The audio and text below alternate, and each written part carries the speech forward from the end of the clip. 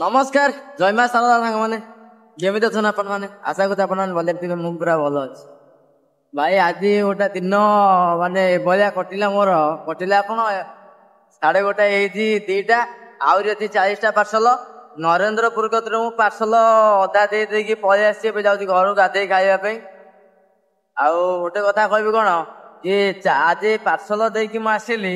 ପାଖାପାଖି 4ଟାରେ ପହଞ୍ଚିଲା ପରେ ମୋ କିକ୍ ର ସ୍ପ୍ରିଙ୍ଗ ଟା ବାହାରିଗଲା ହେଲା ନାଇଁ ଆଉ ସେଲ୍ଫ ଯୋଉ ଥିଲା ସେଲ୍ଫ ବନ୍ଦ ହେଇଯାଇଥିଲା ହଉନଥିଲା ତ ମତେ ପାଖାପାଖି ସେଇଠି ମୋ ଟାଇମ ପଳେଇଗଲା ମାନେ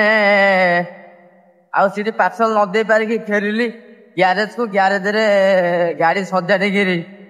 ତାପରେ ମୁଁ ଘରକୁ ଆସିଲି ଆଉ ଗୋଟେ କଥା କି ଜିନିଷ ଏମିତି